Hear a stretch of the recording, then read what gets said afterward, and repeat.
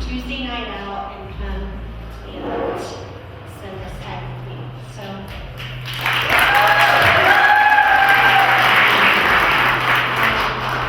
I have some pretty special thank yous that I'm going to do.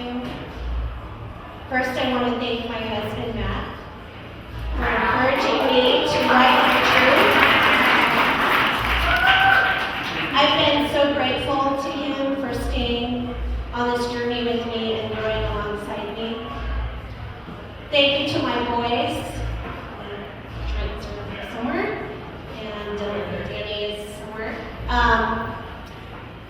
Thank you for my boys for teaching me to love deeply, allowing me to learn from you.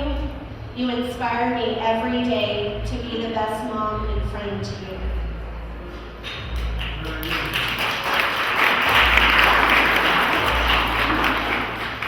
Thank you to my Hercules, my brother Ryan. Your love and support means the world to me. Our journeys are different, but know I will always be there to love and support you. I walk alongside you to be the best sister I can be.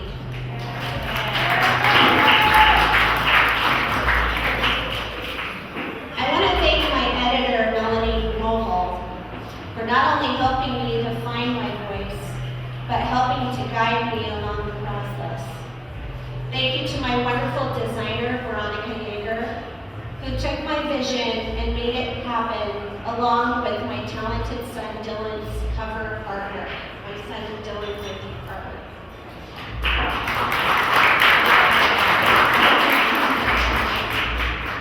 Thank you to my dear friend Rhonda Courtney, who guided me, supported me, and put the right people in my path to make this book a reality. Thank you to Chris Garrett, my first editor, for encouraging me to keep going even when it got hard.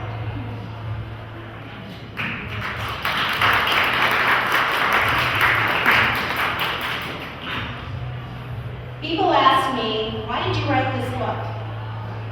My truth. On October 31st, 1985, my LAPD detective father was ambushed and killed while picking up my then 6-year-old brother from school. My mother and I were called to the scene and we witnessed his body in aftermath. I was 17. I felt like my life stopped. I felt disconnected from my body, alone and scared. I couldn't understand what was happening around me.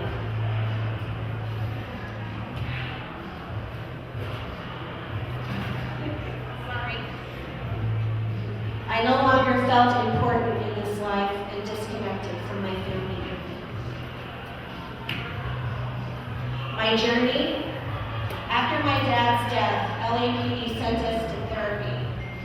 Being a kid, I didn't understand how therapy worked, but I was hopeful someone could help me make sense of all the emotions I was experiencing. The emptiness, depression, anger, and longing to be with my dad in heaven. My hope turned to disappointment because that therapist never dove into my emotions. The sessions were shallow and never unearthed my pain. Instead,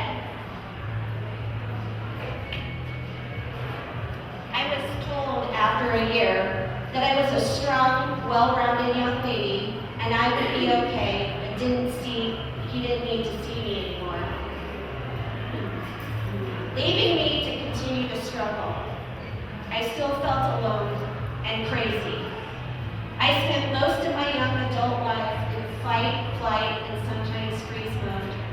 I lived living behind a mask in my marriage, motherhood, and friendships.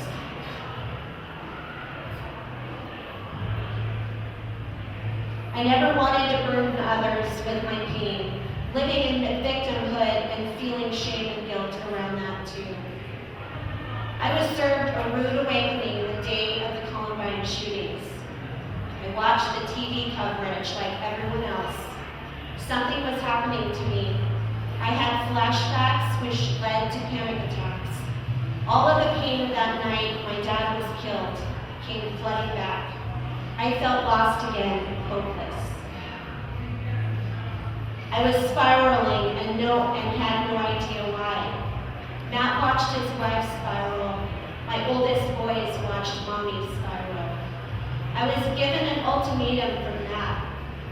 Get help, or I was headed to the hospital. Something in me was ready to fight, so I went and I got help. Finally, I found a therapist that could shed light on my dark place. Finally, I heard, you have PTSD. You're not crazy.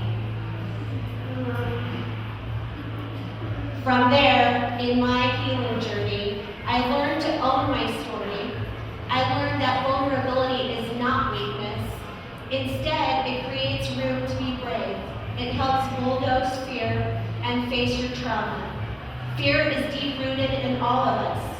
Fear, pain, and facing it is the hardest part. We as humans like to live in pleasure and push pain aside. What I found in writing this book is that the more you face it, more move through it, and that pain and trauma will no longer have control over you. I wrote this book to encourage others, to give hope to the hopeless, and help others take back their power so that they can have the best life that they deserve to have. Thank you.